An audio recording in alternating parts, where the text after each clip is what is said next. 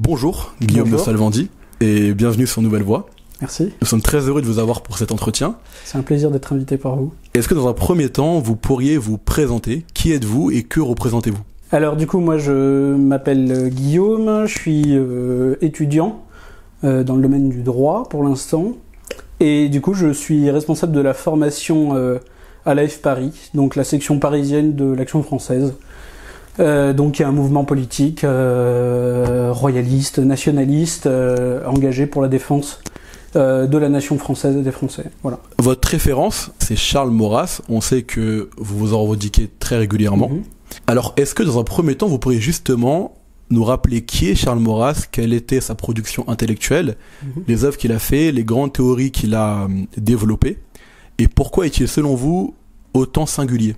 Alors, Charles Maurras, je pense que c'est important de le rappeler, c'est quelqu'un qui naît en 1868, donc 2 ans avant la guerre franco-prussienne, qui va beaucoup le marquer dans son œuvre politique, littéraire et aussi de philosophie politique. Et c'est quelqu'un qui est né à Martigues, donc en Provence, ça aussi ça va beaucoup le marquer, notamment dans son approche de la politique française, du jacobinisme, etc.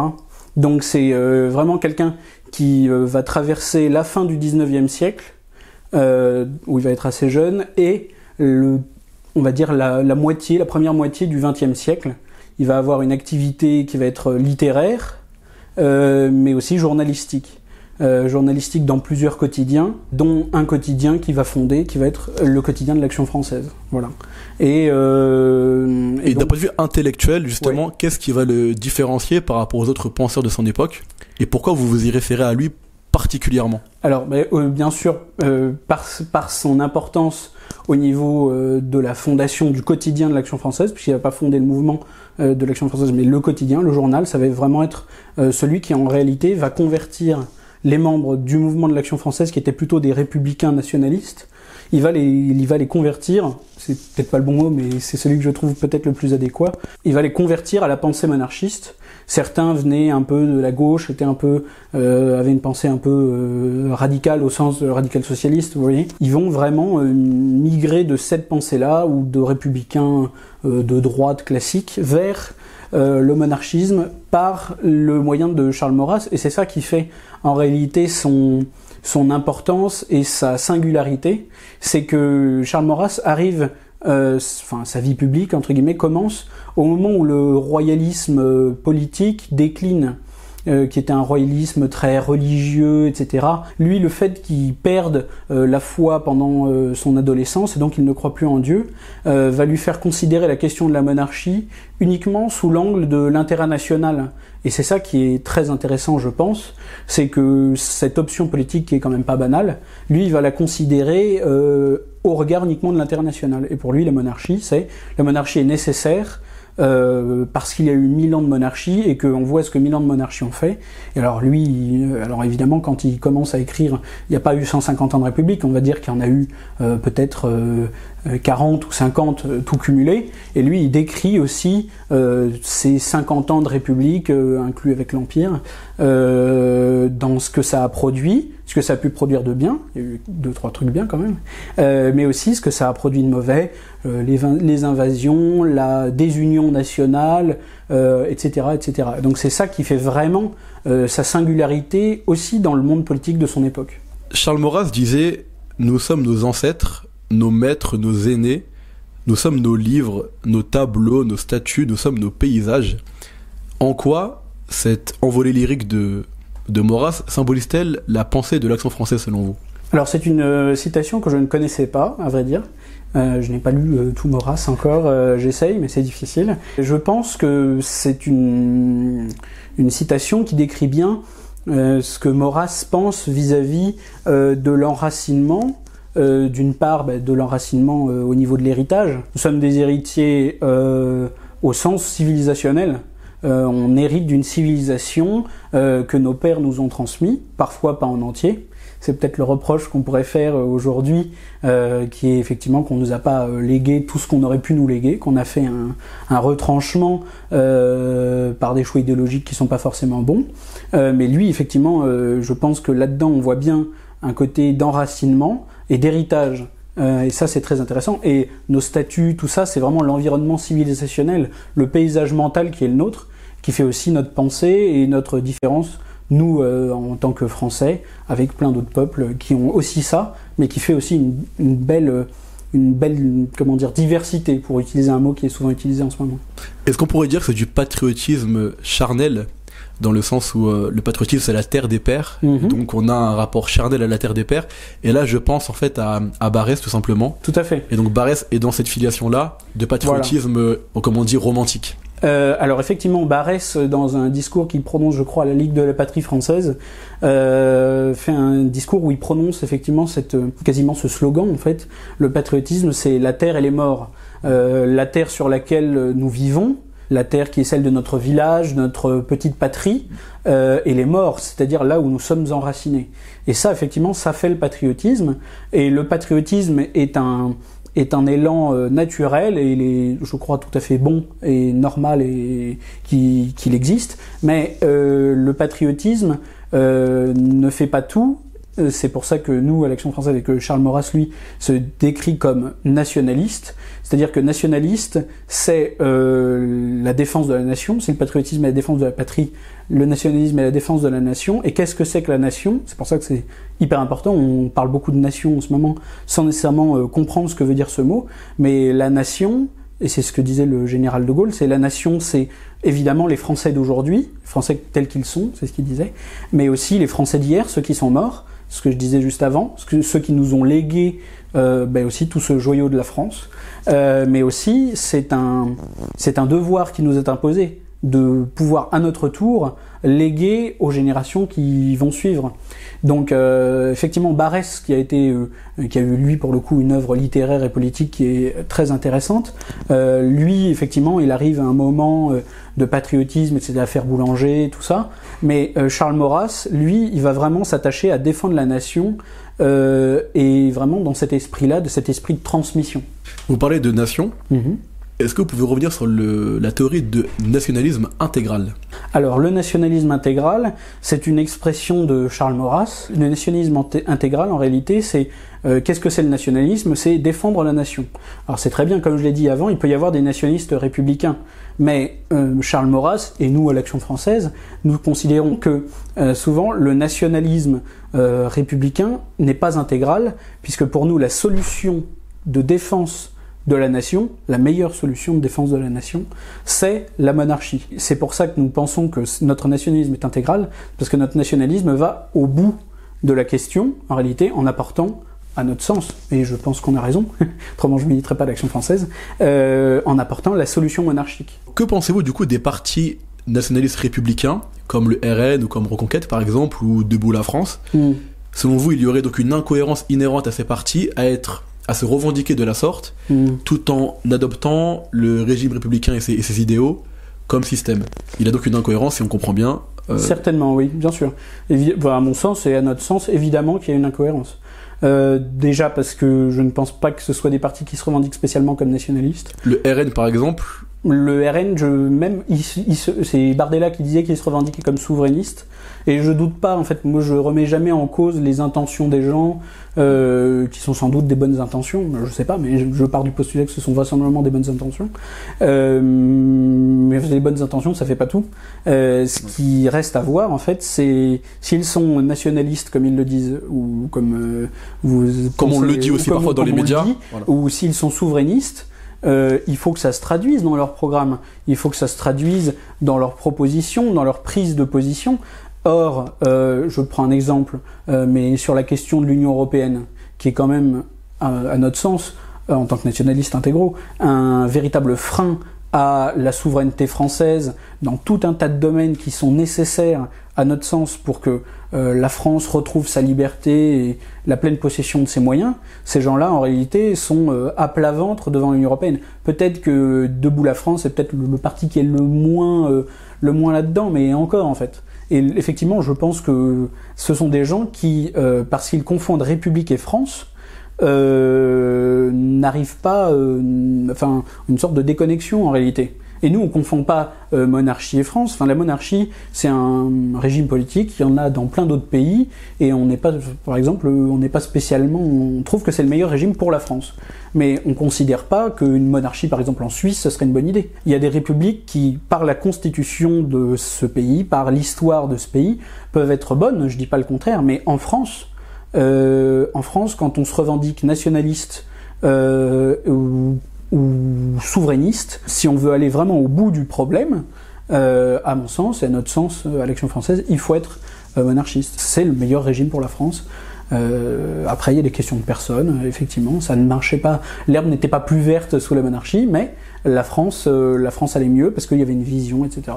Justement, concernant la monarchie, donc le système, en quoi, selon vous, la légitimité monarchique et dynastique est-elle meilleure que la légitimité démocratique? Alors, la légitimité démocratique, moi j'ai toujours eu un problème avec le principe de la légitimité démocratique, parce que je pense que ce n'est pas une légitimité à proprement parler, du moins au niveau national. On n'est pas spécialement démocrate au niveau national. Par contre, au niveau local, je sais pas, pour élire un maire, il n'y a pas de raison. En fait, on va pas, il n'y a pas d'hérédité pour une mairie, par exemple.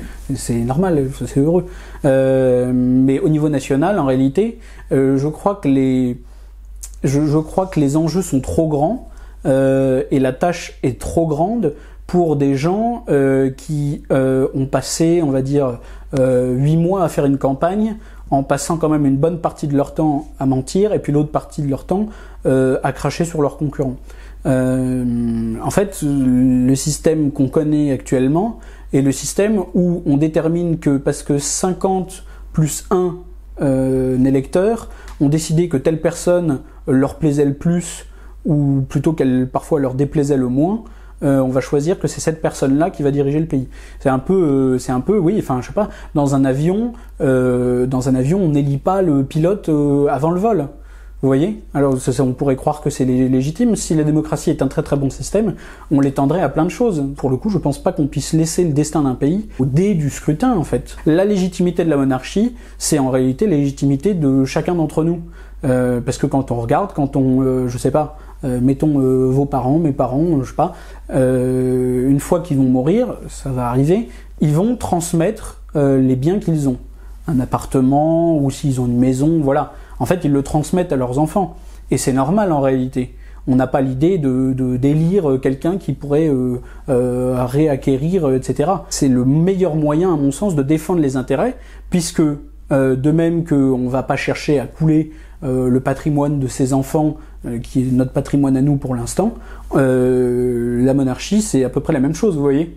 Le roi de France, enfin le roi en général, ne va pas avoir d'intérêt à affaiblir son pays, à favoriser des invasions, à avoir une monnaie très très faible qui permette pas d'avoir une économie solide. Vous voyez toutes ces choses-là. Alors que je prends l'exemple de Macron, mais en fait on pourrait prendre un grand nombre de présidents de la République qu'on a eu, ou même de ministres, etc.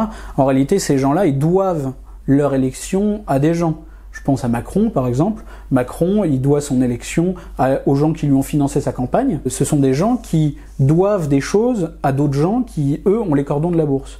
Et je pense qu'on ne peut pas faire fonctionner un pays comme ça. Parce que, bon, il y a moi, il y a vous, mais en fait, il y a tous les Français. Il y a plein de Français qui gagnent pas bien leur vie, qui vivent difficilement. Et parce que, soi-disant, on vote tous et qu'on décide tous, ce qui est un mensonge, on choisit de mettre notre destin entre les mains de quelqu'un qui doit de l'argent à d'autres gens et qui nécessairement leur est soumis par un moyen ou par un autre. Je pense que c'est le meilleur garant de l'indépendance du pouvoir et de l'indépendance aussi de la France. Pensez-vous que les Français sont prêts à délaisser leur souveraineté pour celle du roi?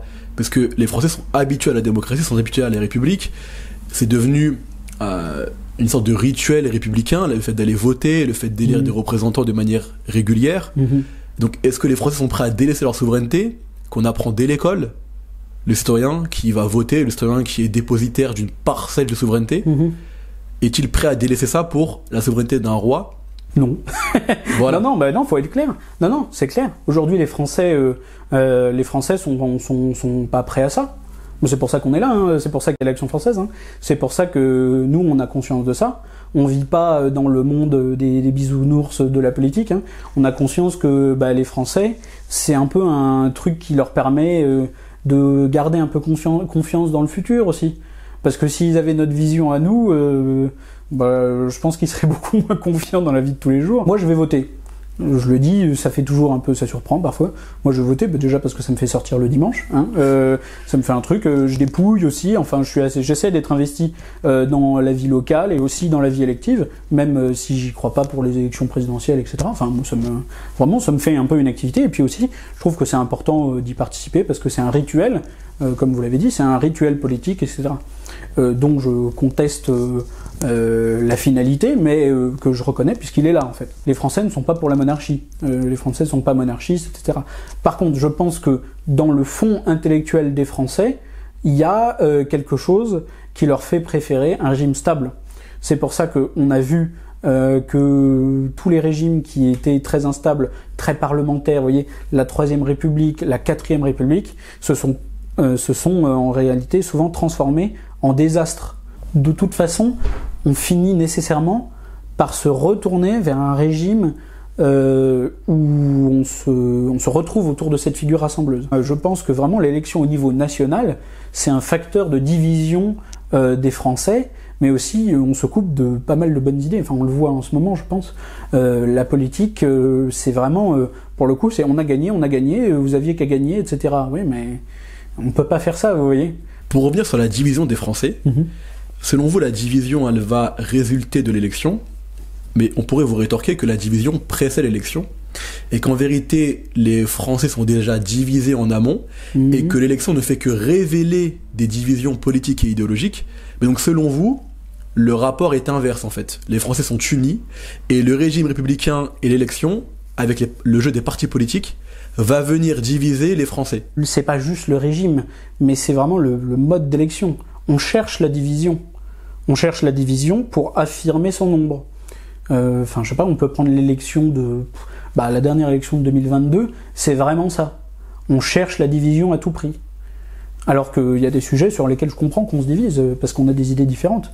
Le problème, c'est pas les idées différentes, c'est la volonté de diviser. Vous voyez ? Ça n'a rien à voir. Qu'on ait des idées différentes, je sais pas, y a des gens qui sont pour qu'il y ait plus de soutien, je sais pas, qu'il y ait plus d'allocations familiales, plus de ce genre de choses, plus de cotisations sociales, bon, d'accord. Puis il y a des gens qui sont contre. Bon, c'est deux visions qui sont différentes. Le problème, c'est quand on arrive à un système qui, sous le prétexte de ces idées différentes, va faire en réalité pour différencier les Français et en réalité être un facteur de désunion en mettant quasiment les idées de côté. Tout en oubliant qu'il y a quand même un facteur qui nous, enfin à mon sens, qui nous relie tous, qui est quand même le fait qu'on soit français. Et le fait que, comme je le disais, on fasse partie de la même nation, qu'on a un patrimoine qu'on nous a légué, qui est un patrimoine qui dépasse considérablement ce qu'on peut apporter nous et ce qu'on a reçu de nos parents, mais qui est un ensemble de choses et que le but c'est aussi de le léguer. Et c'est ce que, à mon sens, le régime politique républicain est incapable de faire. De préserver cet héritage. C'est pour ça que vous vous mettez au-delà des partis droite-gauche, nous sommes d'accord ? C'est ça, tout à fait. Oui. Comment avoir une compatibilité entre monarchie et gauche, puisque les idéaux de gauche sont philosophiquement par essence modernes, et que ce que vous incarnez peut être par essence anti-moderne. Charles Maurras n'était pas un moderne dans le sens philosophique du terme.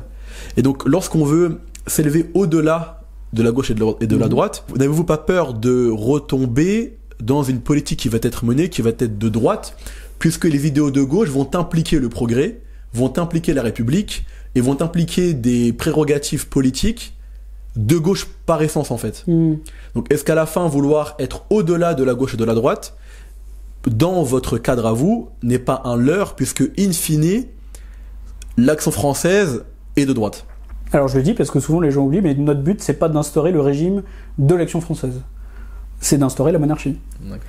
Et c'est ça qui est important en fait, c'est que, comme je le disais avant, il y a des idées qui méritent d'être débattues. Il y a des idées qui à mon sens ne se débattent pas. L'indépendance de la patrie, l'indépendance de la nation, il me semble que c'est quelque chose qu'il n'y a pas à débattre. Les idées qui se débattent pas, il y en a pas 500 000 en fait. Et ce qui laisse en fait un grand choix de débat, de liberté. Et c'est pour ça que quand on me dit ouais la monarchie c'est quelque chose de droite, en fait on associe ça à la droite. on associe ça à la droite un peu d'ailleurs maladroitement, parce que aujourd'hui, vous regardez les gens de droite, ils veulent pas la monarchie. Les gens de droite, ils nous aiment pas. Les gens de droite, ils nous aiment pas parce que on apporte la contradiction frontalement. On confond droite et gauche. En réalité, droite et gauche, c'est très bien, mais en fait, ça forme, à notre sens, les gens qui sont vraiment là-dedans, etc., dans tout ça, nous, on considère que ça forme surtout un truc républicain avant tout. Le problème, c'est que c'est du républicanisme teinté de droite, teinté de libéralisme, teinté de machin, et à gauche, c'est du républicanisme teinté de marxisme, teinté de révolution citoyenne, pour citer Jean-Luc Mélenchon. Quand on parle, à mon sens, d'idées de gauche, c'est, je sais pas moi, soutenir les personnes en difficulté sociale, en difficulté économique, etc. Oui, mais ça, en fait, les gens de droite sont pour ne pas les soutenir, vous voyez ? C'est bizarre en fait. De même, une politique assimilée à la droite, c'est, je sais pas, soutenir la natalité, soutenir l'identité française. Alors ça, du coup, c'est quelque chose qui n'est que de droite et qui ne peut pas du tout être partagé par la gauche. Non, en fait, ce sont des choses qui peuvent en réalité être partagées. Et ce qu'il faut éviter, c'est une sorte de polarisation factice. Le système monarchique, il a pour but, c'est ce que je disais, l'intérêt national. L'intérêt national de la France. Et donc, si l'intérêt national exige, je sais pas, moi c'est ce que je pense, et c'est ce qu'on pense à l'Action française, mais par exemple, de soutenir la natalité par des allocations, ce genre de choses-là, faut le faire. On va pas s'empêcher d'avoir une bonne idée parce qu'elle est de gauche. Ça, c'est un truc très républicain. Si une idée, elle est bonne, peu importe qui la donne. Donc là, on a longtemps évoqué donc les idées et le système que vous prônez, ouais. Mais pour aller dans le monde des hommes, on pourrait dire, vous soutenez donc l'accession au trône par le prince Jean d'Orléans. Alors pourquoi Jean d'Orléans, pardon, et dans quelle tradition politique et dynastique s'ancre-t-il ? Pourquoi Jean d'Orléans ? Eh ben, c'est pas la personne de Jean d'Orléans en fait. Jean d'Orléans, pour l'avoir rencontré une fois, pas très très longtemps, mais j'ai eu cette chance-là, pour avoir rencontré le prince Jean une fois, j'ai pu apercevoir que c'était un homme qui était vraiment, pour le coup, qui avait conscience de son rôle actuel, qui n'est pas un rôle de décision politique, etc., mais qui est déjà, à mon sens, une compréhension du sens plus profond du rôle de la monarchie. C'est quelque chose, il l'a dit d'ailleurs, c'est servir la France et les Français. Et c'est à mon sens, je pense, la compréhension profonde du rôle de la monarchie. Servir la France et les Français. Alors pourquoi lui plutôt qu'un autre ? Déjà parce qu'il est français, c'est déjà pas mal. Ça lui fait une qualité de plus que certains autres n'ont pas. Et puis surtout, parce qu'il s'entre dans cette tradition, en fait, dans cet héritage-là.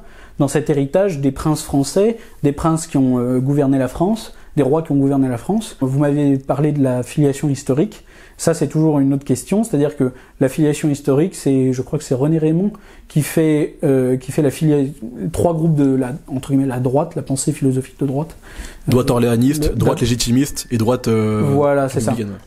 Donc nous, notre filiation intellectuelle, philosophique, notre tradition de pensée, ça se rattacherait à la droite légitimiste, dans le sens où on n'est pas dans le libéralisme politique, ni même d'ailleurs dans le libéralisme philosophique. Évidemment, pas dans une tradition bonapartiste de l'alliance, de la conquête par le sabre, etc., et du maintien au pouvoir par la guerre, par l'extension donc de l'impérialisme, et la tradition d'un homme fort qui à notre sens n'est pas la bonne. On considère que le roi est un homme fort, certes, mais que ça ne fait pas tout, en fait. Il y a plein d'autres choses qui vont avec. La question, c'est, oui, on soutient un prince d'Orléans, donc on dirait, oui, en fait, il s'appelle Orléans, donc il est orléaniste, et en fait, non. Il s'appelle Orléans, mais il est dans une filiation idéologique qui est celle, en réalité, du légitimisme. Donc il y a la légitimité dynastique, le nom Orléans qui reste, voilà, c'est son nom, c'est le nom de la dynastie. Qu'est-ce que vous voulez ? Vous voyez, quand il y a eu les Valois, c'était les Valois, c'est comme ça. Quand il y a eu les Bourbons, c'était les Bourbons. Faut pas rentrer dans un truc, un fétichisme du nom, etc. Il s'appelle comme ça, il peut rien. On a une question d'un abonné à vous poser, qui relève plus de votre conception un peu de la nation française, du peuple français. Alors, il vous demande, quel est le critère qui vous semble le plus pertinent pour préserver l'identité nationale ? Est-ce les principes que l'on érige en valeurs cardinales, ou alors est-ce l'identité ethnico-culturelle du peuple français ? Question difficile, hein. question difficile. Alors, les principes. Je suis content qu'il parle de principes, parce que souvent, dans le régime républicain, on nous parle beaucoup des valeurs républicaines. Et les valeurs, quand on s'intéresse parfois un petit peu à l'économie ou à la bourse, les valeurs, ça va, ça vient, hein, les principes, ça reste. Ça, je pense que c'est important déjà, donc bravo à votre abonné qui parle de principes. À mon sens, c'est important comme mot. Alors, il y a les principes qui sont importants, évidemment.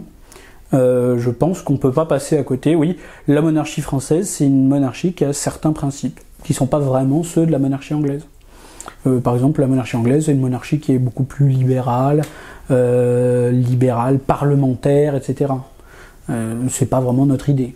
Bon, c'est une tradition qui est différente, et donc ce sont des principes aussi qui sont différents. Après, effectivement, pour défendre l'identité, il faut avoir ces principes, mais aussi cette culture-là. Et notre culture, elle a ce côté d'une vraie diversité. C'est-à-dire ou plutôt de vraies différences, plutôt que diversité. Quand on regarde, je sais pas, la culture des Flandres, par exemple, la culture qui est celle des pays plutôt au nord de la France, la Picardie, tout ça, ça a rien à voir avec mon coin à moi qui est plutôt les Pyrénées, etc. Ça n'a rien à voir. Ou la Bretagne, ou l'Alsace, ou le Berry, ou vous voyez, c'est une vraie différence, et ça, je pense que c'est important. Cette différence, c'est un point commun, vous voyez. Le point commun qui, à mon sens, étant cette union de tous les Français, toutes ces provinces françaises dans leur diversité, etc. Et à mon sens aussi dans les libertés qu'il faudrait leur rendre, beaucoup plus de libertés politiques, aussi des libertés économiques à rendre localement, etc. Alors la question ethnique. Ah, la question ethnique, c'est pas facile. Hein. Nous, on est nationalistes, donc la question du peuple français, on la considère sous l'angle de la nation. Et l'angle de la nation, c'est pas l'angle que certains ont pu avoir dans les heures les plus sombres de notre histoire, qui était celle plutôt de la race. On considère que cette unité de tous les Français, elle est hyper importante. Cette question, effectivement, en France métropolitaine, ce sont plutôt, on va dire, des Européens de culture ou latine, ou de culture plutôt, peut-être, disons, celtique en Bretagne, et plutôt, entre guillemets, germanique, enfin, vous voyez, une culture gallo-romaine, disons, sur l'ensemble de la France. Mais il faut pas oublier que la France, c'est évidemment la France métropolitaine et la Corse, enfin, à mon sens, ça fait une unité, mais qui a aussi plein de territoires. Saint-Pierre-et-Miquelon, je sais pas moi, tout ce qui est les Antilles françaises, la Guyane, je sais pas, enfin vous voyez tous les coins, la Nouvelle-Calédonie, etc. Et on se rend compte que tous ces gens-là, ils sont aussi français. Ils sont aussi français, ils n'ont pas la même histoire que nous, mais ils ont aussi une culture à apporter. Ça veut pas dire que tout le monde peut devenir français. Je sais pas, la question de l'immigration, elle fait qu'elle nous force à nous poser des questions là-dessus. Et à nous poser la question de est-ce que tout le monde peut devenir français parce que peut-être ils le veulent très fort. C'est pas notre conception, vous voyez. La France a une histoire, la France a un héritage qui n'est pas neutre, qui est celle d'une nation en Europe, composée quand même majoritairement jusqu'à une date récente d'Européens, mais c'est quand même quelque chose d'important. Il y a une certaine cohérence, voilà. L'histoire de la France également, c'est le rapport aussi avec la religion. Quelle place accordez-vous au divin, alors non pas d'un point de vue théologique, mais en fait dans le rôle que l'Église et que le divin et que la religion doit jouer, doit prendre comme place? Alors l'Action française en elle-même n'est pas un mouvement confessionnel, donc ça veut dire que qu'on soit français, je sais pas, il y a beaucoup de Français qui n'ont pas de religion, donc on leur impose pas de croire pour venir. Il y a aussi beaucoup de Français qui n'ont pas nécessairement la religion chrétienne. On a aussi pas mal de protestants, c'est pour ça que je dis ça. Ils sont pas nécessairement catholiques en fait.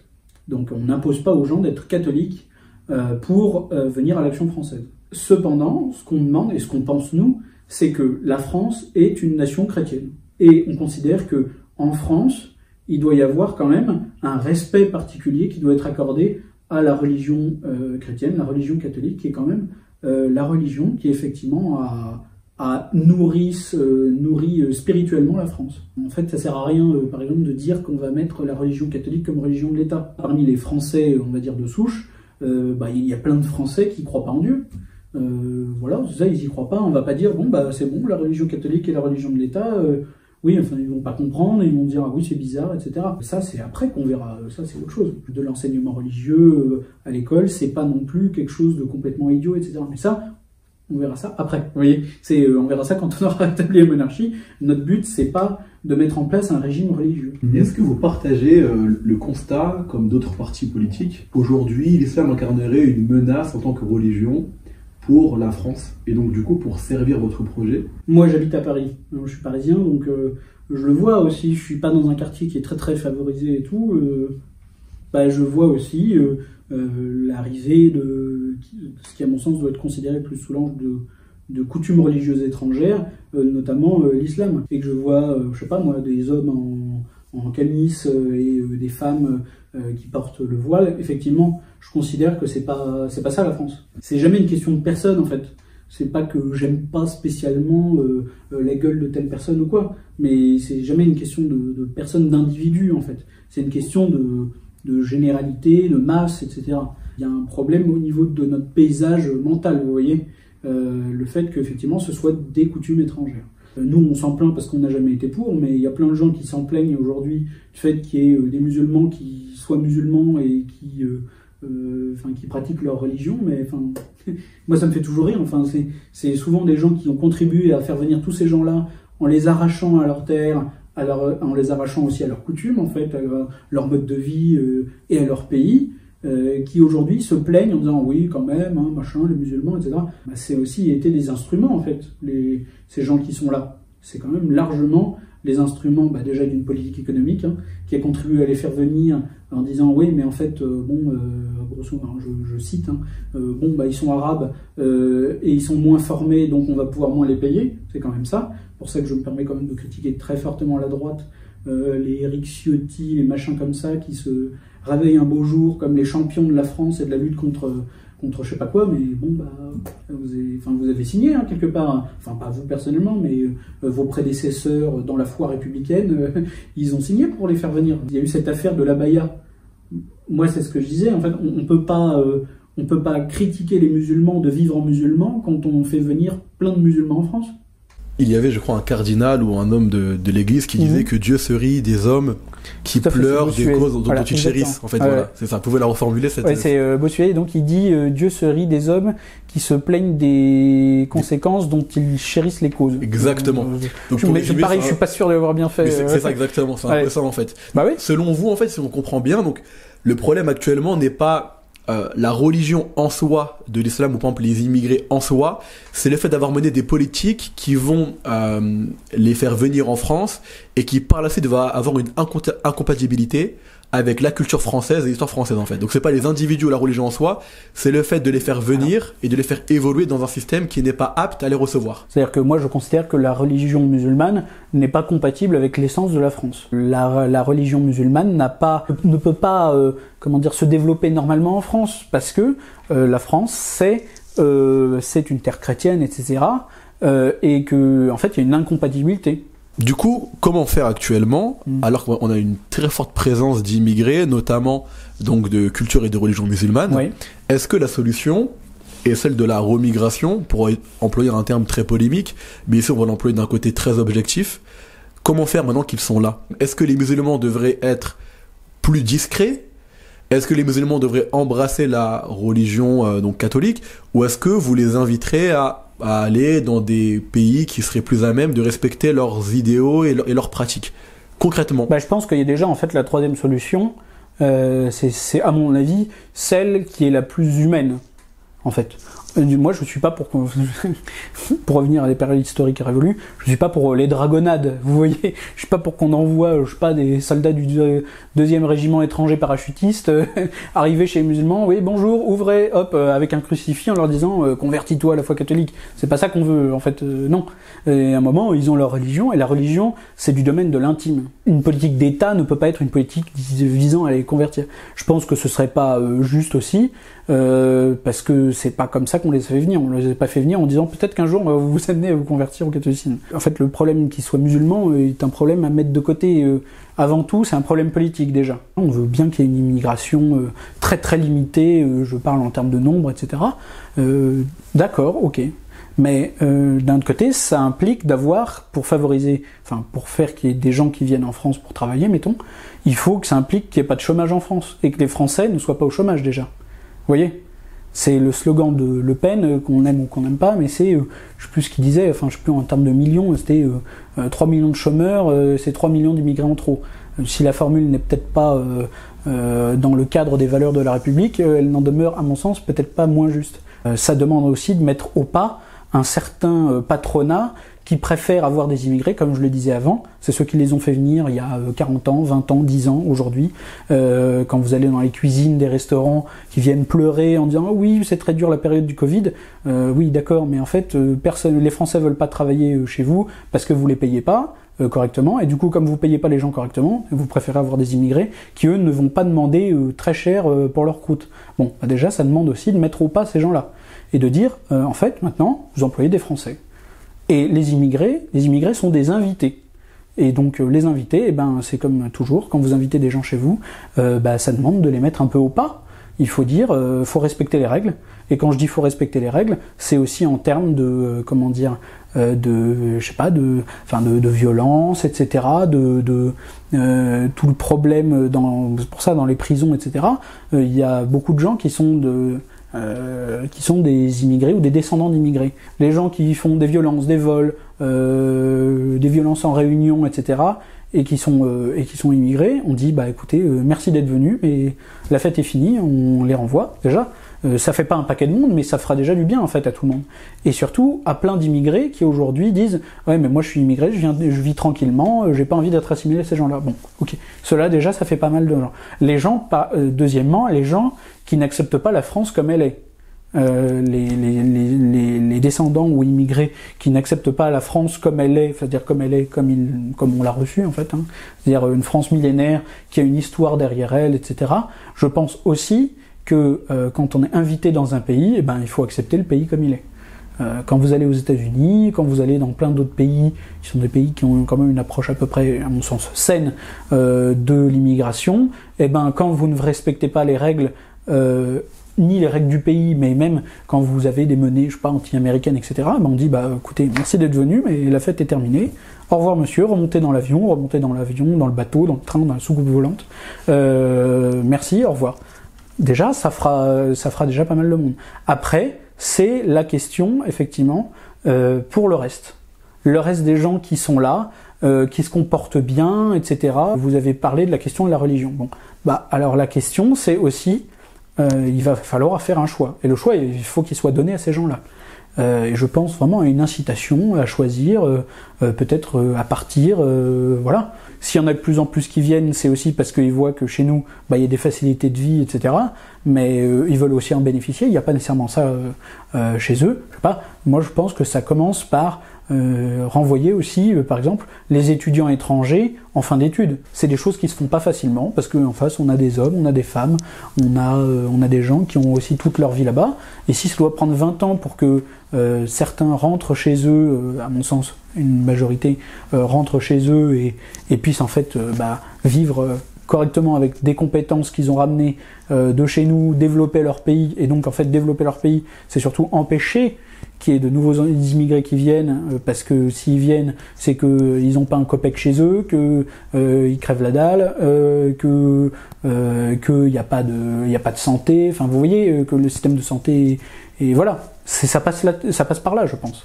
Dans votre discours, on a vu qu'il y avait un pan économique. Mm-hmm. Autrement dit, pourquoi ils viennent, pourquoi il y a de l'immigration, l'économie rentre en compte, selon vous. Et justement, quelle est votre vision, vous, du libéralisme économique ? Car si on a bien compris, c'est-à-dire que le jeu du marché fait que les entrepreneurs, fait que les chefs d'entreprise, dans une logique purement capitalistique, veulent augmenter leurs profits, et par là, ils passent par la libre circulation des hommes et des marchandises. Et donc, on peut faire venir des hommes très facilement, peu importe d'où ils viennent. C'est pas très rassurant d'ailleurs pour la vision de l'homme que ces gens ont là. Exactement, mais l'homme... Ça considère que l'homme vaut autant qu'un paquet de carottes ou qu'un kilo d'uranium. Et ça, c'est le libéralisme. En fait, l'homme est un capital, il a le capital fixe et le capital circulant. Voilà. Et l'homme est un capital circulant qu'on peut un peu utiliser comme on veut. Et donc du coup, justement, pour vous, l'Action française, donc le libéralisme économique est donc quelque chose de néfaste et que vous aimeriez donc combattre, entre guillemets. Il faut pas confondre le libéralisme en général, qui peut être en fait la liberté. En fait, voilà, c'est ça que je veux dire. Il faut pas confondre la liberté économique sous prétexte, c'est comme on l'a dit, en fait, orléanisme et libéralisme. La liberté d'entreprendre, elle existe et c'est un fait et c'est bon en fait pour la société. Les gens qui créent des entreprises, ils créent des emplois. Ils créent aussi une activité. Ils créent aussi de la richesse. De la richesse, voilà, tout à fait. Ils créent de la richesse, du capital, etc. Qui après, et c'est là où le politique doit intervenir, circuler dans la société, notamment à notre sens, par le moyen de la participation au maximum, faire participer les ouvriers, les employés, les salariés, à la richesse qui est produite et donc leur rendre aussi une partie de ce qu'ils ont contribué à créer par leur travail. Voilà, ça passe déjà par là. Ce qui n'est pas vraiment une approche très très libérale au sens politique où on détermine que l'ouvrier, parce qu'il est ouvrier et qu'il a signé un contrat de travail, ne doit toucher que ce à quoi il a consenti de toucher. C'est-à-dire, s'il consent à toucher 2 balles par heure, oui, mais il s'est engagé, donc ça va. Bon, c'est pas vraiment notre truc. On considère que, autant la personne qui a l'idée et donc qui crée l'entreprise et qui prend les risques, etc., selon tout le lexique libéral, oui, d'accord, il a une part. C'est normal qu'il touche aussi les fruits de son entreprise et de son idée. Mais d'autre côté, il faut aussi que les gens qui œuvrent concrètement, c'est-à-dire par leur travail, par le temps qu'ils passent à travailler et à faire de la richesse, faut aussi qu'ils en retirent un pourcentage qui n'est peut-être pas que celui, de leur salaire, vous voyez. C'est aussi une idée économique et une théorie économique qui considère parfois que oui, un homme n'est pas enraciné et un homme est une denrée qui peut s'amener d'un coin à un autre et qui considère souvent les hommes uniquement sous le biais de la force de travail. On fait venir plein de Polonais, plein d'Italiens parce que voilà. Mais ou alors plus récemment des gens qui viennent du Maghreb, etc. Parce qu'on considère uniquement sous l'angle de la force de travail, tout en oubliant que une partie de la richesse des nations, pour citer un économiste, Adam Smith, voilà, c'est aussi les hommes qui les composent. Et donc on peut pas transvaser 40 kilos de patates parmi tous les pays de l'Union européenne, comme on peut faire venir un ouvrier lituanien en France, là où nous on les considère comme étant des personnes qui sont des individus qui sont enracinés dans une famille. Souvent ce sont des gens qui vont partir de leur famille pour travailler, enracinés dans une région, enracinés dans un pays et dans tout ce que ça comporte en fait, vous voyez. C'est pas juste ils mangent des croissants le matin et je sais pas quoi. Vous voyez, c'est complètement autre chose. Ça va bien au-delà. D'ailleurs, si c'était que sous l'angle de la cuisine, ça serait déjà pas mal. Ça fait quand même beaucoup de changements. Le rôle de l'État, ça doit être celui qui fixe déjà les règles du jeu. Les règles du jeu sont celles que, à mon sens, on considère pas un homme comme un kilo de patates. Voilà. Déjà, ça fait pas mal, ça limite pas mal les choses. Pareil, le salaire minimum n'est pas, on ne peut pas tergiverser avec toutes ces choses-là. Toute entreprise qui crée des bénéfices en France doit être soumise à l'impôt français. À partir du moment où il y a 1 euro de bénéfice en France, il est normal que la communauté nationale, pour aider les plus démunis, les gens qui n'ont pas eu de chance, ça va des gens qui cherchent du travail, et moi j'ai connu cette période-là où on cherche du travail d'arrache-pied et on trouve pas de boulot, et que c'est pas parce qu'on veut pas travailler, comme disait Macron, ou traverser la rue. Les gens qui ont perdu un bras à la guerre, vous voyez, tous ces gens-là, les femmes seules qui ont des enfants à charge. Je considère que effectivement l'État doit prendre sa part sur les richesses qui sont créées. Pas une part qui doit être énorme, il faut laisser les gens vivre, il faut laisser les gens avoir cet argent qu'ils ont contribué à créer, mais il faut aussi que l'État puisse, par une politique volontariste, par exemple soutenir la natalité. Soutenir la natalité, ça peut passer par des allocations, etc. Soutenir le cadre de vie en France, mettons, avoir des hôpitaux qui fonctionnent, avoir des médecins qui sont payés dans le public correctement, qui sont pas obligés de faire 50 heures ou 60 heures par semaine parce que y a personne d'autre et qu'il n'y a pas encore des gens formés, parce que voilà, avoir des classes à peu près en bon état, je sais pas, vous voyez, ça passe par plein de trucs. C'est pour ça que nous aussi on est protectionnistes, donc avoir des frontières, choisir ce qu'on veut, avoir des quotas de ce qu'on prend, de ce qu'on prend pas, en termes de, je sais pas, de voitures allemandes, de puces chinoises et de, je sais pas, de bière américaine, vous voyez. Sur cet aspect-là économique, vous vous rapprochez davantage d'une vision qu'on pourrait dire de gauche, même si bien évidemment vous n'êtes pas de gauche comme on en a parlé tout à l'heure.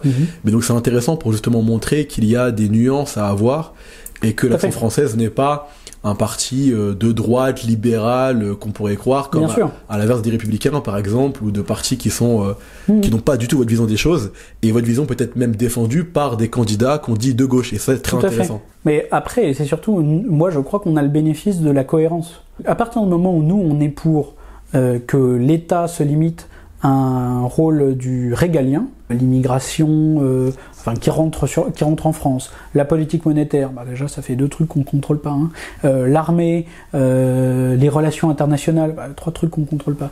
Je vais pas faire la liste parce qu'il y a beaucoup de trucs qu'on contrôle pas. Mais le droit également, une partie du droit. Le droit également, oui, voilà, c'est ça, quand on est juriste, on découvre malheureusement que une partie de notre droit est imposée de l'extérieur, alors par les traités internationaux auxquels on s'est engagé, mais aussi par des institutions internationales dont à notre sens, la légitimité peut être plus que remise en cause. Si on défend un régime qui se concentre sur le régalien, qui peut être évidemment la santé, l'école, comme je l'ai dit avant, d'un autre côté, ça demande aussi, c'est aussi un point intéressant, la décentralisation, donc plus de pouvoir aux échelons locaux, ce qu'on appelle les régions, qui pourraient s'appeler les provinces, etc., les départements, les communes. Et ça demanderait aussi de responsabiliser beaucoup plus ces échelons-là qui aujourd'hui, à cause de la centralisation, savent que, par exemple, quand une ville est très mal gérée, je parle de Paris en connaissance de cause, elle sait que derrière, il y aura toujours l'État qui sera là pour la soutenir, etc. Donc ça demande de responsabiliser tous ces échelons-là. Et pourquoi je dis qu'on a le monopole, à notre sens, de la cohérence ? Parce que nous, on considère que oui, si on est pour la liberté, il faut considérer qu'il y a un ensemble qui donne les règles du jeu et qui n'est pas centralisateur, et que derrière, il y a de la liberté. C'est ce qu'on appelle, nous, dans cette espèce de slogan, dans notre jargon un peu maurassien d'Action française, c'est l'autorité en haut, c'est-à-dire en haut, quand les gens dirigent, quand on est au sommet de l'État, quand on est ministre, quand on est secrétaire d'État, chef d'administration, ça déconne pas. Il faut suivre les règles, et la personne qui dépasse d'un quart de pouce de la mission qui lui est fixée, qui outrepasse ses devoirs et ses droits au sommet de l'État, celle-là doit être sanctionnée très très durement. Mais en bas, en dessous, il faut avoir de la liberté, une vraie liberté, c'est-à-dire quand on est libre, on doit être aussi parfois soutenu par l'État, c'est-à-dire, je pense aux entreprises, quand on veut créer de l'emploi, parfois on a besoin de subventions, etc. S'il faut subventionner un peu, mais pareil pour les individus, ils sont libres, ils veulent avoir une famille où il y a des enfants, il faut avoir les moyens de le faire, être libre de le faire et pas être contraint de le faire en n'ayant pas les moyens de le faire, vous voyez. Dans la cohérence, justement, on peut aussi également y voir une cohérence avec le fait que, vous l'avez dit tout à l'heure, la France a des diversités culturelles et régionales, et donc ça passe par une indépendance politique et culturelle qui va être respectée par votre système, donc qui respecte la diversité culturelle, mais également qui respecte les indépendances régionales politiquement. Les autonomies, je préfère dire, même si autonomie est peut-être pas un... Mais les libertés, en réalité. Liberté au pluriel. Effectivement, alors ça a été ramené un peu récemment avec la question de la Corse, etc. Qu'en pensez-vous, justement ? C'est très intéressant. Alors, on en pense plein de choses, c'est bien, je suis là pour en parler. On en pense plein de choses. C'est-à-dire que la centralisation considère que on peut gérer Paris comme on peut gérer, je vais parler de mon coin, les Hautes-Pyrénées. Ouais, mais non, en fait, parce que Paris, c'est très joli. Moi qui suis parisien, je sais ce que c'est. Paris, il y a 2,5 millions d'habitants, je crois, à Paris, sur un territoire qui est tout petit, avec des contraintes qui sont pas les mêmes que les Hautes-Pyrénées, qui a un département majoritairement rural, avec une partie de montagne, des usines hydroélectriques, etc. C'est pas du tout la même chose, en fait. Mais je parle d'un département comme on peut parler d'une région entière, en fait. On peut parler, je sais pas moi, de la Gascogne en général, de la Bretagne, de l'Alsace, des Flandres et de la Picardie. En fait, on peut pas gérer ou plutôt gouverner ou administrer les provinces de la même manière. Pourquoi ? Parce qu'elles sont différentes. Elles sont différentes parce qu'elles ont leur histoire. Elles ont leur géographie. Les réalités sont différentes d'un endroit à un autre. Sur la question de la Corse en particulier, c'est une terre qui est particulière. Pourquoi c'est une terre qui est particulière? Parce que elle a été conquise par la France assez récemment au regard de l'histoire nationale, c'est-à-dire il y a 250 ans, je crois que c'est vers 1760, etc., qu'on conquiert la Corse après l'avoir acquise par un traité avec Gênes. Mais c'est aussi une identité qui est particulière. L'identité corse, elle est très liée à l'identité, ou plutôt à l'ensemble culturel italien. Déjà par la langue, mais aussi par l'histoire. La Corse a été possédée avant par Pise, puis par Gênes, et puis après par la France. Donc ça, déjà, ce sont des choses, des marqueurs identitaires très forts. Vous voyez, comme la Bretagne, par exemple, mettons. La monarchie fédérative qu'on appelle de nos voeux, c'est une monarchie qui laisse les libertés locales, les libertés d'administration locale. Et évidemment, avec des garde-fous. Il ne s'agit pas de laisser la porte ouverte à n'importe quoi. Mais quand les Corses, et souvent des jeunes Corses, qui ont 20, 30, 40 ans, disent « Mais moi, en Corse, aujourd'hui, parce que ça devient un coin à touristes, à cause d'un droit de la propriété qui est beaucoup trop favorable à l'implantation des touristes, etc. Moi, aujourd'hui en Corse, je ne peux pas habiter chez moi, sur la terre de mes pères, etc. » Effectivement, c'est un problème. Et ça arrive dans plein d'autres coins, en Bretagne, sur la côte basque, etc. Vous voyez, il y a cette demande-là aussi de gérer les choses avec les contraintes locales. Et ça, souvent, ce n'est pas fait. Parce qu'il y a cette idéologie de la République une et indivisible. Oui, mais en réalité, ça ne marche pas. On va maintenant un peu s'intéresser à votre vision de la géopolitique. On sait que le monde actuellement est touché par différents conflits. On pense bien évidemment à la guerre en Ukraine qui a débuté en 2022 et actuellement au conflit israélo-palestinien. À l'AF, selon vous, quelle doit être la politique qu'un État doit mener pour gérer ces conflits extérieurs? Du coup, ça doit être une politique qui doit être une politique d'indépendance. Et une politique d'indépendance, c'est bête à dire, mais ça passe par le fait de ne pas être inféodé aux intérêts d'un autre pays. En ce moment, j'ai envie de dire, on est plutôt inféodé aux intérêts, on va dire, américains, etc. Mais en fait, on serait inféodé aux intérêts russes, ce serait pas mieux. En fait, ce qui est important, et c'est ce que la France a toujours eu, c'est d'avoir une vision diplomatique et internationale indépendante. Et cette vision diplomatique et internationale, elle ne peut être concrétisée que en ayant justement une indépendance garantie, mais aussi en ayant conscience que la France, elle a un rôle. Et ce rôle, il lui est permis par un peu la possibilité de tous ces territoires autour du monde, vous voyez. Malheureusement, notre diplomatie n'est plus vraiment en mesure de faire ça, puisqu'Emmanuel Macron a supprimé ce qui s'appelait jusqu'à maintenant le corps diplomatique. Je crois qu'il a fait ça avant l'été, il me semble. Et ça, pour le coup, c'est une grande perte, parce que l'histoire de la diplomatie est une histoire qui s'est écrite en grande partie, ou du moins de la diplomatie moderne, est une histoire qui s'est écrite grandement en langue française déjà. C'est pour ça que la francophonie peut être un moyen aussi de déploiement de notre diplomatie, mais en français tout court, parce que la France a eu justement cette place importante en sachant apporter sa vision de nuance, sa vision aussi de paix, etc. Évidemment, on peut penser à la question du conflit entre l'Israël et enfin, je ne sais pas si on doit dire le Hamas ou la Palestine, je ne sais pas, ça dépend, on donnera le nom qu'on voudra, mais c'est aussi ça, la vision de la France, c'est aussi, à mon sens, privilégier une vision de paix. Là, pour cette question particulière, je pense, et on pense à l'Action française, que ça passe nécessairement par l'institution de deux États, parce que c'est quand même le centre du problème, entre d'un côté certains Israéliens qui voudraient avoir tout pour eux et rien pour la population arabe, et de l'autre les Arabes, notamment ceux du Hamas, qui voudraient tout pour les Arabes, et puis les Juifs, hop, comme ça. Ça ne peut pas fonctionner comme ça. Il y a la réalité, toujours, le principe de réalité, qui nous impose de considérer que la solution apaisée, c'est la solution de deux États, et que c'est une solution que la France doit pousser de toute sa force, de toute aussi son histoire, etc.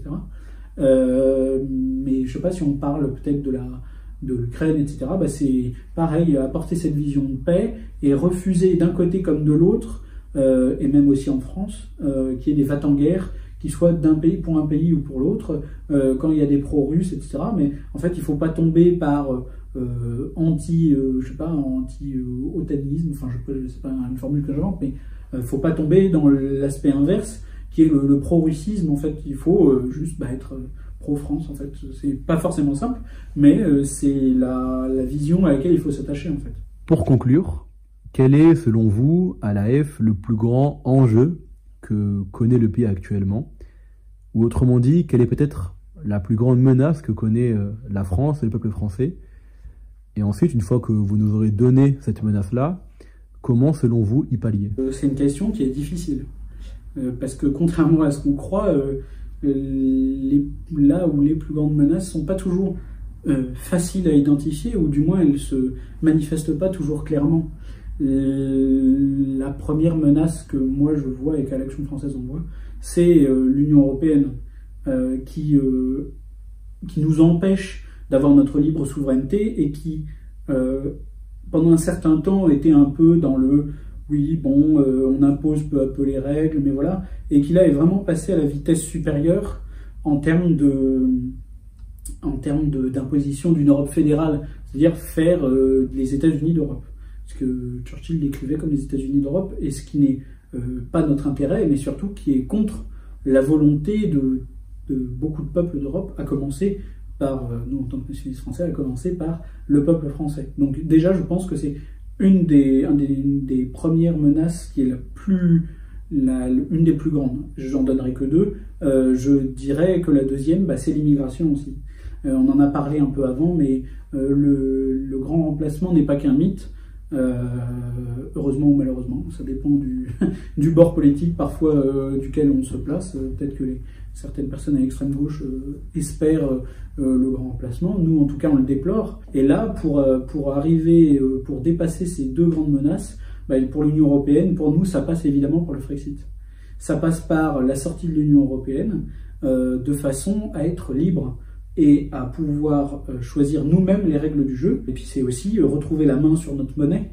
Et donc, comme on le dit souvent, qui tient les cordons de la bourse tient tout le reste. Contrôler notre monnaie, c'est un moyen de souveraineté nationale, de souveraineté économique, de souveraineté politique. Voilà, je pense que c'est un des trucs les plus importants. Puis pour l'immigration, c'est ce que je vous disais, c'est un problème qui lui est très compliqué, mais qui demande de la détermination et de l'honnêteté aussi par rapport aux Français et aux populations immigrées, et de ne pas leur sortir le pipeau général. Donc voilà, nous c'est ce qu'on se propose de faire, mais je dirais que si la restauration de la monarchie peut nous amener à la résolution des deux questions, donc la question de l'immigration et la question de l'Union européenne, parce que c'est retrouver la souveraineté et l'identité de la France, identité dans le sens vraiment le plus charnel du terme. Merci beaucoup en tout cas pour votre intervention. Merci à vous. Merci beaucoup et on vous souhaite un très beau retour à Paris. Pour ceux qui ont aimé cet entretien, n'hésitez pas à le partager autour de vous. En tout cas, n'hésitez pas aussi également à vous donner notre avis en commentaire. C'est très important pour avoir vos retours. À partager, à liker et commenter. On se dit à très bientôt. Merci à tous.